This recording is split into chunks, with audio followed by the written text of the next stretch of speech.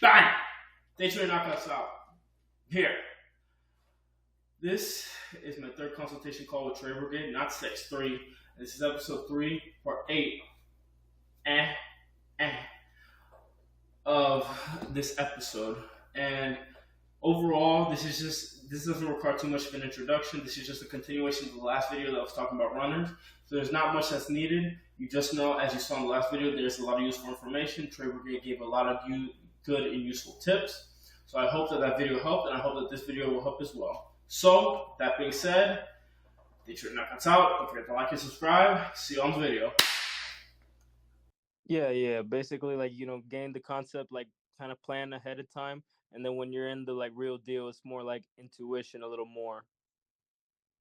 Right. And I mean, there can be clear triggers for that too. Like, for example, when the market achieves this point here, the equal high from, the prior pivot that offered the pullback through this zone, then in this zone, as we approach it, you're definitely going to want to consider what's going on with the market internals, most importantly, the ticks, right? Is the market breadth improving? Is it declining? If we get to this point and everything still looks solid, then maybe there's no reason to sell that here, and you do hold it through. Right? Yeah.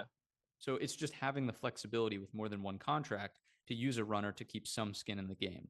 And again, over time, what this will allow you to do is maybe the one trade per month that does go on a massive run, you'll have some exposure to that. Once again, probably not with full size, but it's better than no size at all. Yeah. And that's at the end of the month what provides enough cushion to hopefully grow the account in the upward direction, right? The break even portion of kind of what you're going through now, it's just in my estimation, right? This is kind of what I found in my journey. It's never being able to capitalize on these moments where there are massive runners. Just taking scalps back and forth and hovering around that 2-to-1, 3-to-1, it's good, but you've really got to have like I was just drawing on the screen a 50 to 70% win rate, but to have a account that's growing substantially, right? You probably have to be like 65% to 95%, which is, I don't want to say unrealistic. The upper end of this probably is unrealistic, but to be hovering constantly around 70+%, 80%, something like that, it's a very difficult thing to do. Yeah. So those runners are definitely key to capitalizing on that. Let's take a look at Tesla here from Friday. And so Tesla, I'll show you where I got stopped out. And again, I didn't capture the afternoon rally in here, but so Tesla, and this is the trade from Friday. Let's scrunch this up a little bit on the daily side. So we were looking at a break of this balance, right? And the broad market obviously was moving in the upward direction as well. So we had that bit of confidence, but the daily pattern was the inverted head and shoulders, right? And the key watch there, I think we actually sent this one out in Discord, 165, top of this right shoulder range. And as the 5-minute started to break out here, I liked this pullback that was unfolding. This is a 2-minute chart. Let's go 5. And we'll see a VWAP as well. Let's throw on the VWAP there.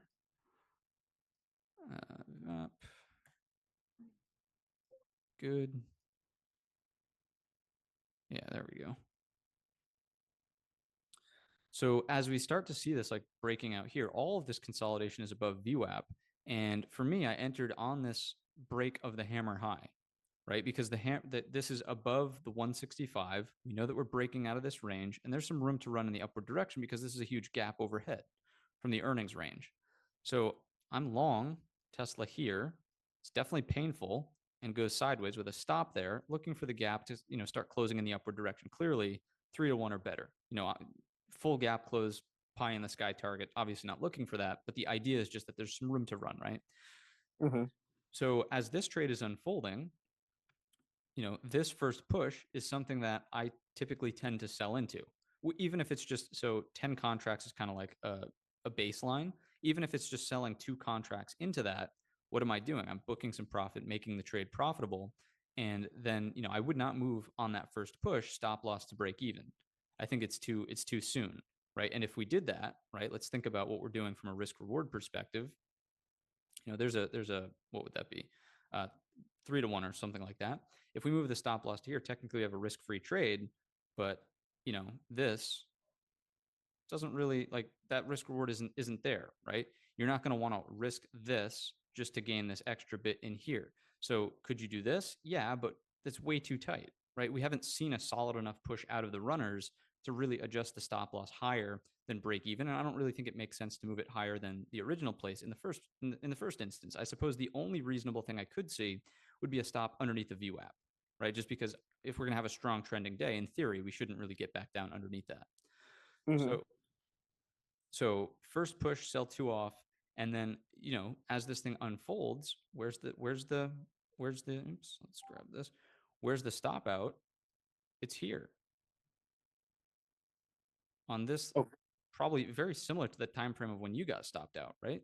Because what I'm looking at here is as this is breaking out, right? This hammer candle, technically, as it's unfolding in real time, is a solid red-bodied bar, taking out this previous low. And then where does it close? Back above the previous low. And as we start to rotate away, I'm thinking, okay, we've now established a new point of support. And once again, now we're kind of like decently enough pushed from that original target. There we go. Let's do this. There's your kind of 3 to 1, whatever. This, right, doesn't make sense anymore.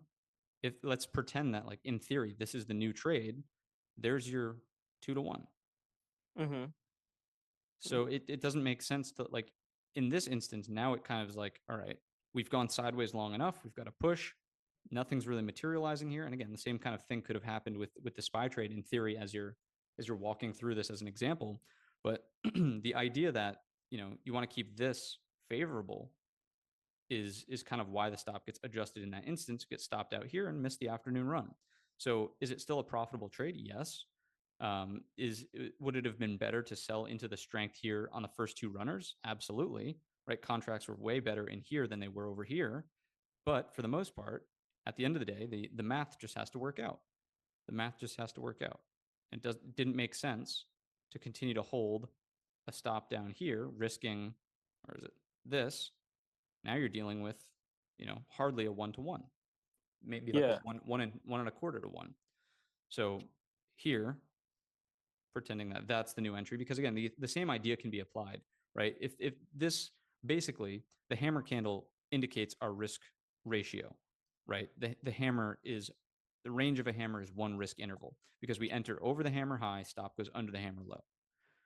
So the same idea could be applied with this one, setting our risk, and we know where the target was from the initial,